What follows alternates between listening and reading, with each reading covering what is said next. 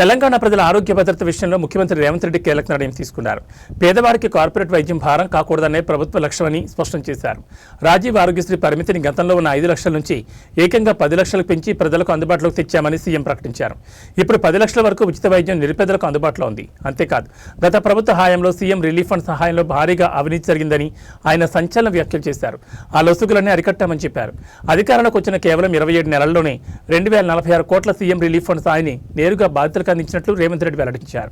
ఇందిరమ్మ కుటుంబ జీవిత బీమా ఎవరికి ప్రమాదం వచ్చినా సిపెక్ సర్వే ప్రకారం socio economic education employment political and caste survey ఏదైతే రాష్ట్ర ప్రభుత్వం చేసి ఫిబ్రవరి 4th సోషల్ జస్టిస్ డేగా పెట్టిందో ఆ సమాచారం ప్రకారం 1,15,00,000 కుటుంబాలు తెలంగాణ రాష్ట్రంలో ఉంటే ప్రతి కుటుంబానికి ఈరోజు జీవిత బీమాను అందించి ఎవరికైనా కుటుంబంలో కుటుంబ పెద్దను కోల్పోతే ప్రభుత్వం వైపు నుంచి ఒక ధీమా ఉండాలి.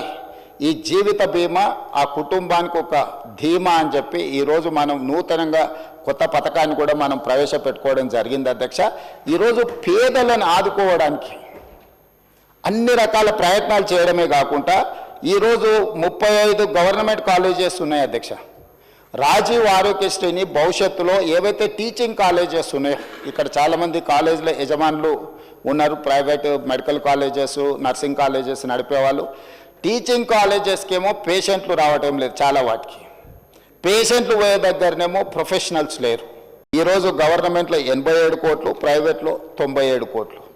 సో అన్ని రకాలుగా పేషెంట్లు పెరగడమే కాకుండా 5 లక్షల నుంచి 10 లక్షలకు రాజీవ్ ఆరోగ్యశ్రీ ఏదైతే ఇన్సూరెన్సు ఇతర వ్యాధులను కూడా అందులో చేర్చడం వల్ల ఈరోజు దాదాపుగా మోర్ దాన్ డబుల్ ఈరోజు వాళ్ళు వాడుకోవడం జరుగుతుంది అధ్యక్ష.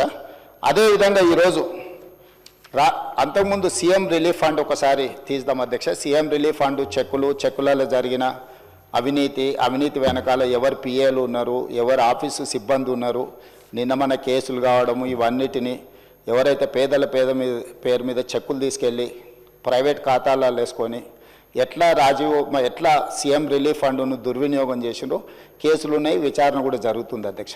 కానీ మన ప్రభుత్వం వచ్చిన తర్వాత సీఎం రిలీఫ్ ఫండ్ కానీ రాజీవ్ ఆరోగ్యశ్రీ కానీ ఎమ్మెల్యేలకు ఆన్లైన్లో వెబ్సైట్ ఇచ్చేసి డైరెక్ట్గా ట్రాన్స్పరెంట్గా ఎవరైనా అప్లై చేసుకునే వెసులుబాటు కల్పించి క్లియర్గా ఇస్తున్నాము. మేము ఈరోజు సీఎం రిలీఫ్ ఫండ్ ఈ 27 నెలలలో 2,046 కోట్ల రూపాయలు సీఎం రిలీఫ్ ఫండ్ ఇచ్చినాం అధ్యక్ష. 2,400 రాజీవ్ ఆరోగ్యశ్రీలో 2,040 దాదాపుగా 4,500 కోట్ల రూపాయలు ఈ 27 నెలల్లో పేదల వైద్యం కోసము ఈ ప్రభుత్వము సంపూర్ణంగా ప్రయత్నం చేసింది. ఇది సరిపోతుందంటే